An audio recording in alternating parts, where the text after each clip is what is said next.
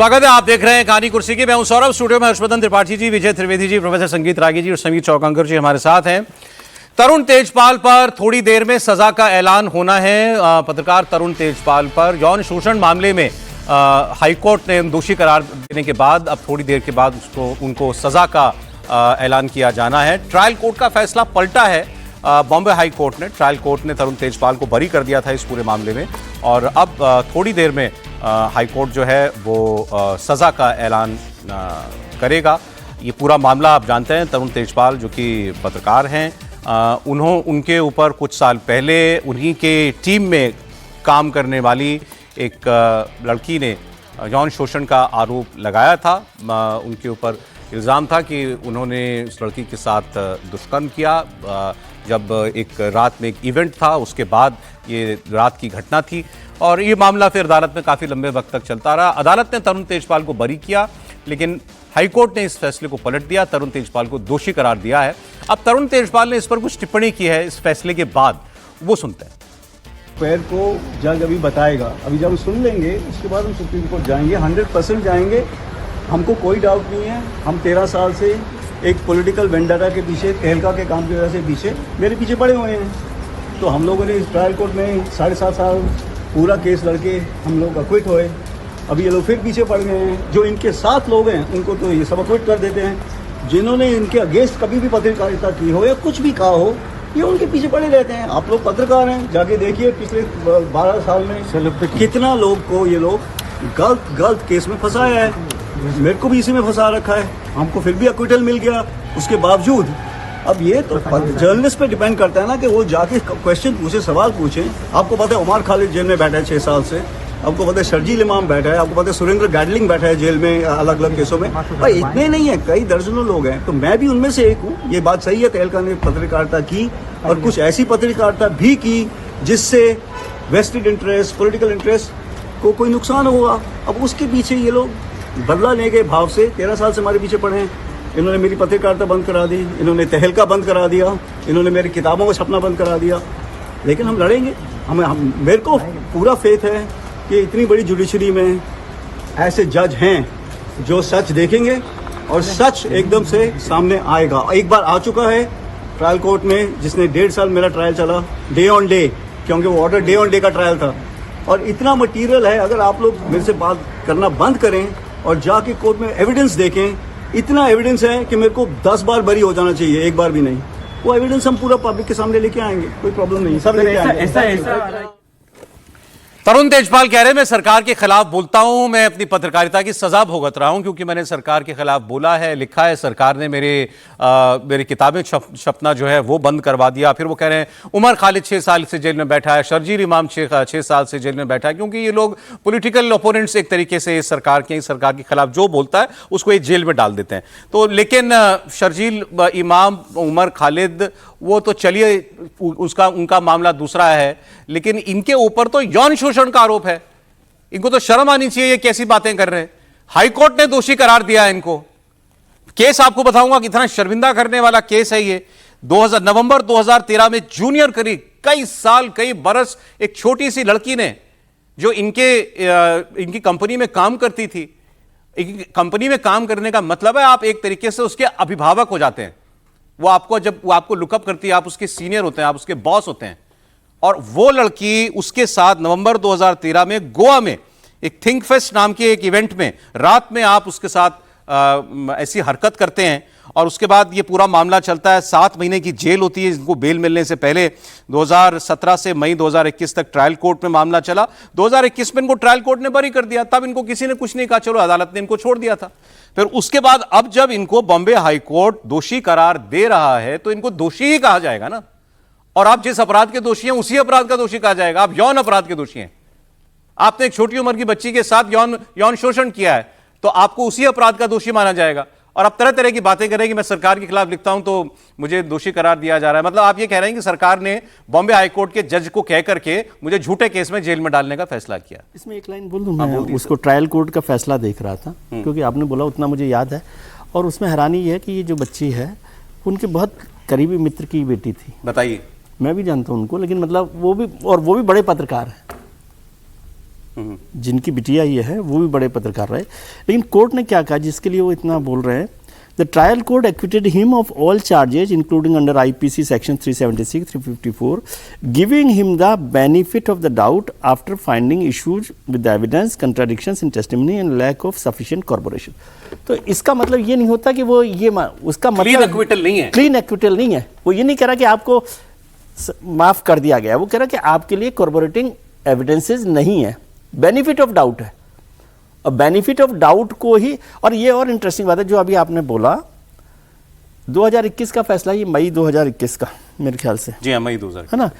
उस समय भी वहां पर गोवा में वही सरकार थी जिसकी आज की सरकार है। और ट्रायल कोर्ट में तो फैसला लेने में सरकार यदि मान लीजिए दबाव बनाती, मैं इससे बिल्कुल सहमत नहीं हूँ, लेकिन सरकार दबाव बनाएगी तो ट्रायल कोर्ट में तो दबाव बनाना आसान काम है ना, हाई कोर्ट के मुकाबले। बिल्कुल सही बात। यदि इसको ऐसे ही देखा जाए तो क्या आप समझते हैं कि ट्रायल कोर्ट में आरोप सरकार का दबाव काम नहीं आया और यहां पर काम आया? तो अभी तो मैं समझता हूं उनको ये अधिकार उनके पास है कि सुप्रीम कोर्ट जाए और वो कहेंगे जो फैसला आएगा ठीक है, सुप्रीम कोर्ट उस पर करेगा। और बहुत सारे रेफरेंसेस दिए जिस पर हर चीज बोल रहे हैं, आज उसका मतलब ही नहीं है, वो सब अलग अलग इश्यूज है, किसको आप कैसे बात कर रहे हो। आपने कानूनी लड़ाई लड़नी है, आप लड़ो, वो आपका उसमें अधिकार है। हाँ, वो अधिकार है, उसमें कोई बात फालतू की बातें करने का कोई की मतलब और उदाहरण देना तरह तरीके के। हाँ जी, नहीं सौरभ जी, बेहयाई बेशर्मी का कोई चेहरा हो, नीचता का कोई प्रतिमान बनाना हो तो उसका नाम है तरुण तेजपाल। जिस तरह की घटिया हरकत, जिस तरह का विश्वासघात प्रोफेशन के साथ, पत्रकारिता के, जिसको बार बार हम कहते हैं ना कि पत्रकारिता में आप हैं और आप बॉस हैं और एक जूनियर कलीग है उसके साथ आपने किया, एक बार नहीं किया, 7 तारीख की रात को आपने किया। उस लड़की ने उस तरह से नहीं, एक जिसको कहते हैं कि रजिस्ट करना, रिएक्ट करना, वो नहीं कर पाई होगी, जो भी वजह रही होगी, परिवार जानता रहा होगा, दबाव रहा होगा, लोगों ने कहा होगा कि गलती हो गई, शराब के नशे में ये आदमी पागल हो गया, या जो भी समझाया होगा, या खुद ही वो माफी मांग लिया होगा। 8 तारीख को फिर से किया। इसका FIR इसकी नहीं लिखी गई क्योंकि ये बड़ा आदमी था। उसके बाद जब इसको समझ में आ गया तो इसने बाकायदा माफी मांगी उस लड़की से, मेल पर माफी मांगी, और ये कहते हुए सारे एविडेंस उसके हैं। लिफ्ट के अंदर कैमरा नहीं काम कर रहा था, लेकिन लिफ्ट के बाहर लॉबी में इवेंट के जो जहां पर ये सब कुछ हुआ था एक 7 स्टार होटल में, वो पूरा का पूरा मैच कर गया। और उसके बाद ये आदमी इस तरह की नीचतापूर्ण बात कर रहा है, देशद्रोहियों के साथ कह रहा है कि देशद्रोही सब जेल में। तो जेल में है तो क्या करें? देशद्रोह के मामले में वो जेल में है ना। अगर वो छूट जाए, उनको बाइज्जत बरी कर दे अदालत, हम मान लेंगे। लेकिन तुम्हारे ऊपर जो आरोप हैं वो बड़े घटिया, बड़े नीच किस्म के आरोप हैं। चेहरा छुपाना चाहिए था तुमको, हाथ जोड़ के कहना चाहिए था कि जो भी हो गया, और जो कह रहे हो कि मैं 62 साल का हो गया हूं, मेरी पत्नी है इसलिए रहम करो, हाथ जोड़ के माफी मांग लेते ना। शर्म तो दिखती चेहरे पर। इतने नीच कर्म के बाद भी तुम्हारी ये बोली निकल रही, उसमें तुम कह रहे हो कि सरकार इसमें कोई वेंडेटा चला रही किसी तरह का तुम्हारे खिलाफ, सब सरकार को इसमें फुर्सत पड़ी हुई। मतलब मुझे लगता है ना कि एक तो कर्म ऐसे करना और उसको जस्टिफाई करने की कोशिश करना, इनको कड़ी से कड़ी सजा मिलनी चाहिए, प्रेसिडेंस बनना चाहिए। सजा का ऐलान थोड़ी देर में होगा। आगे बढ़ते हैं, पंजाब की बात करते हैं। पंजाब में कांग्रेस का जो क्लेश है ये खत्म नहीं हो रहा है। अब ये मामला इंटरेस्टिंग तो है, खैर हमारे लिए तो इंटरेस्टिंग है, लेकिन इंटरेस्टिंग से ज्यादा हिलेरियस शब्द इस्तेमाल करना पड़ेगा। लोकेशन बदलती है, प्रदर्शन वही रहता है। लुधियाना में कांग्रेस के कार्यक्रम में हंगामा हो गया, अलग अलग जगह होता है ये, और एक नेता के सामने दूसरे नेता की नारेबाजी होती है। थोड़ी देर पहले की तस्वीरें जरा देखिए। इस मीटिंग में वाल्मीकि समाज के लोगों ने अब चन्नी के समर्थन के नारे लगा दिए। चन्नी गुट के लोग वहां स्पॉट पर मौजूद थे।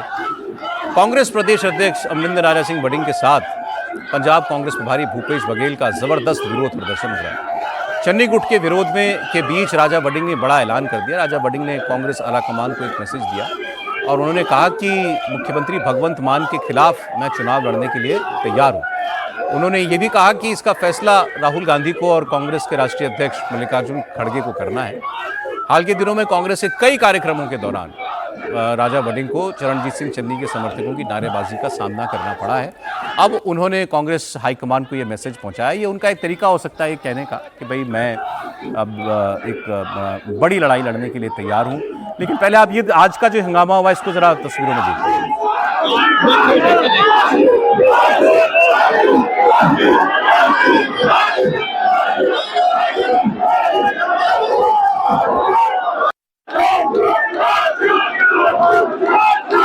मंच पे देखिए आप, भूपेश बघेल की तस्वीर वगैरह सब लगी हुई है। हर कार्यक्रम में यही होता है, जहां पर भी बघेल साहब जाते हैं, अमरिंदर वडिंग जाते हैं, वहां चन्नी जिंदाबाद, चन्नी चन्नी के नारे लगने शुरू हो जाते हैं। मैं जो बात आपको अमरिंदर राजा वडिंग का बता रहा था, वो एक्चुअली अपनी पोजीशनिंग कर रहे हैं सीएम फेस के तौर पर। तो अब उन्होंने कहा फैसला तो हाईकमान करेगा, लेकिन मैंने उनसे कह दिया है कि अगर मुझे चुनाव लड़ाना हो तो मान के खिलाफ ही लड़ाना, मतलब भगवंत मान के खिलाफ ही मुझे लड़ाना। भगवंत मान नाल सर, वैसे तो राहुल गांधी ने फैसला करना और खड़गे साहब और आपने, मेरी औकात नहीं है। दलवी साहब, जीरा कल कह रहा था राजा वड़िंग को भगवंत और सुखबीर के खिलाफ लड़ाना। सुखबीर तो बेचारा पहले ही लंबा पड़ा है। सर, जा तो मेरे को मत लड़वाना, या तो मेरे को मत लड़वाना, अगर लड़वाना तो फिर भगवंत मान के खिलाफ ही लड़ाना। मैं लड़ूंगा, वो ताड़ी मारो।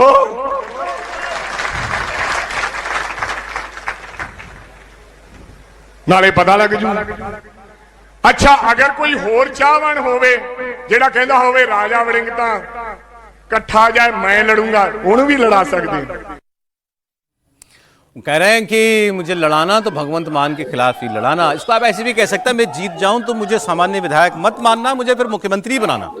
ऐसे भी कह सकते हैं आप उनकी बात को। भगवंत मान के खिलाफ लड़के जीतने का और क्या मतलब हो सकता है? तो खैर ये सीधी सीधी बात है सर। इसको नहीं, अभी तो सांसद है लुधियाना से। हाँ जी। और वो कह रहे हैं कि भाई मुझे अगर भगवंत मान से खिलाफ लड़ना है तो धुरी से लड़ना चाहेंगे। संगरूर में सीट आती है, धुरी तो भगवंत मान का बहुत स्ट्रांग, और आम आदमी पार्टी का बहुत संगरूर से सांसद रहे भगवंत मान, वो स्ट्रांग होल्ड है आम आदमी पार्टी का। तो संदेश देना चाहते हैं बेसिकली। सर देखिए, अभी जो बात कर रहे थे, खबर आ गई, तरुण तेजपाल को बलात्कार के मामले में 10 साल की सजा हो गई है। बॉम्बे हाईकोर्ट का फैसला आ गया है। तरुण तेजपाल को यौन शोषण के मामले में 10 साल की सजा सुना दी गई है। ट्रायल कोर्ट ने बरी कर दिया था तरुण तेजपाल को, लेकिन बॉम्बे हाईकोर्ट ने आज ही तरुण तेजपाल को दोषी करार दिया और अब 10 साल की सजा और 2 हफ्ते का वक्त दिया है सरेंडर करने के लिए। जी अब मुझे लगता है वो सुप्रीम कोर्ट में अपील करेंगे और वो कोशिश करेंगे कि उनको वहाँ से अभी इस बेल मिले। अब सरेंडर तत्काल करना है उनको, मतलब वहाँ से कोर्ट लेके जाएंगे, 2 हफ्ता का समय दिया उनको, तो अब सुप्रीम कोर्ट जाएंगे, निश्चित रूप से वो आगे अदालत में जाएंगे। लेकिन वो एक अच्छा फैसला है, ऐसे व्यक्ति को सजा मिलनी ही चाहिए 10 साल की। जिस तरीके से उन्होंने पत्रकारिता पेशे को मतलब एक दागदार बनाया, जिस तरीके से उन्होंने मतलब बेशर्मी से अपने बचाव किया, उस समय माफ़ी मांग लेते हैं, और जिस तरीके से वो लगातार कहते रहे कि वो पत्रकार होने के कारण और सरकार के खिलाफ बोलने के कारण सजा मिल रही है। भाई यौन शोषण तो आपने किया था ना, उस समय आप माफ़ी मांग लेते, उस समय शर्मिंदा महसूस करते। आपने अपनी ताकत का, अपने पैसों का, अपने रसूख का इस्तेमाल करने की कोशिश की और लंबे समय तक आप बसते रहे इस मामले को लेकर। ठीक है, निचली अदालत से आप उस समय बरी हो गए और निचली अदालत के बरी होने पर आपका जो रिएक्शन आया था वो ज़्यादा मुझे लगता है कि उस बेटी को अपमानित करने वाला था। उनका आपने बयान आया था कि देख लिया कोर्ट से क्या हुआ जाकर। तो मुझे लगता है कि अब उस बेटी को इन्होंने कहा था, तरुण तेजपाल ने कहा था, तरुण तेजपाल ने कहा था लोअर कोर्ट के फैसले के बाद, एरोगेंस था ना उसका कि देख लिया आपको क्या मिला कोर्ट में। आज भी जो बयान दिया वो भी एरोगेंस था। लेकिन मुझे लग रहा है कि उसके बाद गोवा सरकार ने तय किया कि भाई CID ने तय किया कि हम इसको बॉम्बे की गोवा बेंच में अपील करेंगे, और अच्छे से लड़ाई लड़ी गोवा सरकार ने इस पूरे मामले को। 3000 से ज़्यादा पन्नों की चार्जशीट दायर की थी, तमाम डॉक्यूमेंट्स इकट्ठे किए, वकील ने बहुत बेहतर, सरकारी वकील ने तुषार मेहता सरकार गोवा सरकार की तरफ से इस केस को देख रहे थे। तो मुझे लग रहा है कि बहुत बेहतर लड़ाई लड़ी, उसका परिणाम निकला कि तमाम अपनी ताकत का इस्तेमाल पैसों का करने के बाद मुमकिन है। सुप्रीम कोर्ट ऐसे 2 हफ्ते का समय दिया है। नहीं, अभी सुप्रीम कोर्ट को पता करेगा कि क्या करता है। मुझे फिलहाल तो सरेंडर करना पड़ेगा, बाद में भले ही बेल हो जाए, फिलहाल तो सरेंडर करना पड़ेगा। सुप्रीम कोर्ट इस मामले में हस्तक्षेप करेगा नहीं। देखिए, मुझे अभी याद दिला रहे थे, मेरा तहलका वो बंद करा दिया था। अच्छा, तहलका भी आपको आज के जनरेशन को शायद नहीं याद होगा। तहलका जो है वाजपेयी सरकार में, वाजपेयी सरकार, ये जो है एक वो मीडिया हाउस चलाते थे और उस मीडिया हाउस ने एक स्टिंग ऑपरेशन किया था तहलका के नाम से, और वो और उसमें कारगिल लड़ाई के से जुड़े कुछ लोगों के कुछ करप्शन डील्स को इन्होंने उजागर किया था। उस वक्त बहुत एक्चुअली तहलका मचा था, वो सच बात है। देखिए, उस समय जब तरुण तेजपाल के जब आया था मामला, तो तरुण तेजपाल ने या बाकी पत्रकारों की एक बहुत बड़ी बिरादरी थी, ऐसा था जिसका यही मानना था कि तरुण तेजपाल के साथ वेंडेटा पॉलिटिक्स के तहत हुआ है। आज जो तरुण तेजपाल बोल रहे हैं वो ऐसे अकेले नहीं हैं। उस समय जब था तो कई लोगों से ऐसे कहते सुना था कि आपने तहलका को बंद करवा करके आपने रास्ता दिखा दिया है कांग्रेस पार्टी को, तब भारतीय जनता पार्टी की सरकार थी और यही हुआ था कि जब कांग्रेस पार्टी की सरकार बनेगी तो स्वाभाविक है कि जो है वो बाकी अपोजिशन जो है यानी भारतीय जनता पार्टी से जुड़े हुए लोग या जुड़े हुए पत्रकार या जो पत्रिकाएं हैं उनका भी वही हाल होगा जो तरुण तेजपाल का हाल हुआ है या तरुण तहलका के साथ हुआ है। तो इस प्रकार की वो चर्चा था। मैं तो आज भूल भी गया था कि इनफैक्ट वो घटना, वो सारी बातें अलग है, घटना ये इशू जो है ना वो दोनों चीजें अलग अलग है। दूसरी बात बिल्कुल आपने सही कहा कि इतना जघन्य काम करने के बाद आप किसी लड़की की इच्छा के विरुद्ध इस प्रकार का रेप करके और आप अपने रसूख का इस्तेमाल करके और थोपते क्या है, आरोप क्या लगाते हैं कि हमने पत्रकारिता ऐसी की इसलिए ऐसा हुआ है। ये पत्रकारिता के कारण नहीं हुआ है। पत्रकारिता का होता तो पत्रकारिता से जुड़े हुए किस्सें अलग होती। ये सवाल यौन शोषण का है और कोई भी लड़की अपनी इज्जत मान मर्यादा के बाहर जाकर के केस तभी करती है जब पानी सर से ऊपर चला जाता है। और वो इतना बड़ा डिफरेंस है, वो बिल्कुल एक ट्रेनी जैसी बच्ची थी और वो एडिटर उस समय हुआ करते थे। उस समय किसी के खिलाफ ऐसा केस लड़ना, और आपने कहा ठीक बिल्कुल बात की, गार्जियन थे जिनकी वो बिटिया है, उनका तो उस समय तबीयत भी बहुत अलग तरीके की ख़राब थी, मतलब बनाना स्ट्रीट की जैसे उनका एक एक्सीडेंट हो गया था, सड़क पर पैदल चलते हुए कार ने हिट कर दिया था। तो मतलब ये भी नहीं है कि कोई उनका भी कोई उनसे दुश्मनी रही होगी और ये रहा होगा, ऐसा मामला नहीं है। दुश्मनी भी रही होगी तो क्या जो भी है आप ऐसा किसी के साथ ऐसा कैसे? नहीं, मैं ये बात करता रहा हूँ कि उन पर कोई आरोप लगाने के, मैं आरोप के विजय जी का कहने का मतलब है कि बेटा में झूठा आरोप लगाना हो तो वो भी नहीं हमारा है। सौरभ जी, दुर्भाग्य दूसरी बात का है, तरुण तेजपाल ने जो भी किया होगा, स्टिंग जो भी पत्रकारिता के नाम पर जो किया होगा, क्या लाइसेंस मिल जाता है क्या ऐसा नीच कर्म करने का? दुर्भाग्य यह है कि समाज का एक बहुत बड़ा वर्ग है जिसने बरसों बरस तरुण तेजपाल के 13 साल हो गए, बरसों बरस तरुण तेजपाल के उस कुकर्म को मतलब हल्का करने की कोशिश की, छिपाने की कोशिश की, दबा देने की कोशिश की। आप जरा सोचिए, किसी भी समाज में ऐसे लोगों की कोई जगह होनी चाहिए क्या? लेकिन फिर भी ये एक एलीट पार्टी सर्कल में अभी भी बड़े शान के साथ ये आदमी घूमता है, अभी भी उस पार्टी सर्कल में हर जगह इनकी। मैं आपको बताऊं, एक्चुअली तरुण तेजपाल ने जो अपना केस लड़ा है उसका ग्राउंड क्या है? हमारे देश में एक्चुअली सेक्सुअल असॉल्ट और रेप, इसकी डेफिनेशन जो है लॉ में उसमें चेंजेस किए गए। सेक्सुअल असॉल्ट और मतलब उसमें जो ऐसा कई बार ऐसा लगता है ना कि पब्लिक टीवी है, सब लोग देखते हैं, तो लोग शब्द भी इस्तेमाल करते हुए थोड़ा सा सावधान उसमें, लेकिन बहुत बेसिकली सेक्सुअल इंटरकोर्स जो है वही केवल रेप माना जाएगा, ऐसी अब रेप की परिभाषा नहीं है। उसको बदल दिया ना, उसको बदल दिया गया है। जस्टिस वर्मा थे शायद, जस्टिस JS वर्मा ने बदला वो, और वही इनका ग्राउंड है, यही इनका ग्राउंड है कि मैंने ये सब नहीं किया था। सर मैं इसीलिए तो कह रहा हूं कि आपने जो कहा बिल्कुल ठीक कह रहे हैं, लोगों को समझ में भी आ रहा होगा, लेकिन जरा आप सोचिए कि उसने लिफ्ट में उस बच्ची के साथ क्या किया होगा जिसके आधार पर ये सब हो रहा। बिल्कुल। और जिसमें वो कह रहा है कि डिफरेंशिएट करो कि हम वहां तक नहीं गए, मतलब ये इसीलिए मैं कह रहा हूं कि मूलतः व्यक्ति नीच काम करके आ रहा है और उस नीचता को जस्टिफाई करने की कोशिश कर रहा है कानूनों की आड़ में। उसमें एक एलीट समाज जब आकर खड़ा होता है, इसको तो समाज से बहिष्कृत करना चाहिए था, ऐसा कोई भी व्यक्ति हो।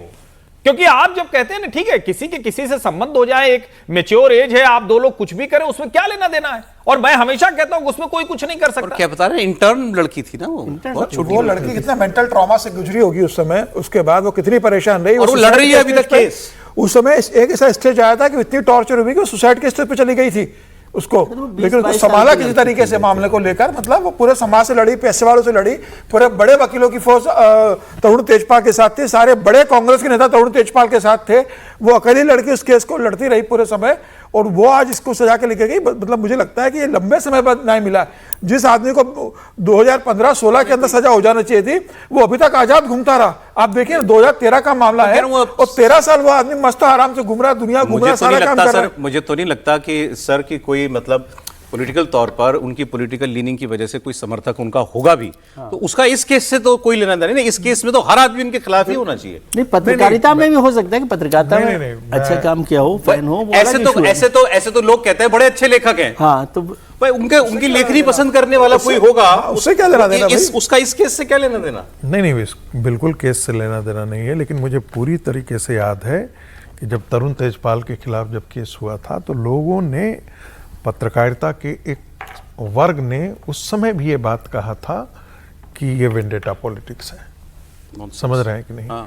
जिसका जिक्र अभी वो जो त्रिपाठी जी, हर्षवर्धन जी कर रहे थे कि भाई ये इतनी नीचतापूर्ण हरकत है, लेकिन आप उसको कवर कैसे कर रहे हैं? तो आप पॉलिटिकल आइडियोलॉजी के नाम पर कर रहे हैं, और भारतीय जनता पार्टी की सरकार है। तो बात तो विजय जी ने बहुत अच्छा कहा कि भाई लोअर जुडिशरी जो है उसको प्रभावित करना बड़ा आसान काम है, हायर जुडिशरी को बहुत मुश्किल काम है कि आप हाईकोर्ट के जज को आप इस ढंग से प्रेशराइज करके या फेवरेबल जजमेंट ले लेंगे। लेकिन लोअर जुडिशरी से तो आप बरी हो जा रहे हैं, वहां तो आपके पक्ष में, वहां तो चाहती तो सरकार वहीं पर आपको ये कर सकती, सजा दिलवा सकती थी और कठोर सजा दिलवा सकती थी। लोअर जुडिशरी का तो बहुत, सरकार का बहुत प्रभाव पड़ता है लोअर जुडिशरी पे, लेकिन ऐसा तो वहां पर हुआ नहीं। तो मूल बात यह है कि मुंबई हाई कोर्ट ने इनको दोषी माना है और अब 10 साल की उनको सजा मुकर्रर किया है। मुझे लगता है कि इनके पास एक, चूंकि ऐसा होता है कि क्रिमिनल केस में यदि एक लोअर कोर्ट ने यदि फैसला दिया, यदि उसको उलट देता है, तो आपको सुप्रीम कोर्ट जाने का आपके पास अधिकार होता है, तो वो उस अधिकार का वो प्रयोग करेंगे। अब हो सकता है कि सुप्रीम कोर्ट वो उनको ठीक है, बेल दे उसमें दे, कोई या आपको बेल भी राहत दे दे, तो दे कोई आपके जो आपको लॉ में जो भी रिलीफ मिले आप लोग, हाँ, कानून का जो व्यवस्था, ठीक है उसमें सर, कोई चलें बात आगे। बेल देखते हैं क्या होना होता है। अलग बात है, लेकिन फिर भी वो दोषी माने जाएंगे अभी अंडर जब प्रेशर तक ट्रायल है। क्विट ना हो जाए तब तक दोषी कहलाएंगे।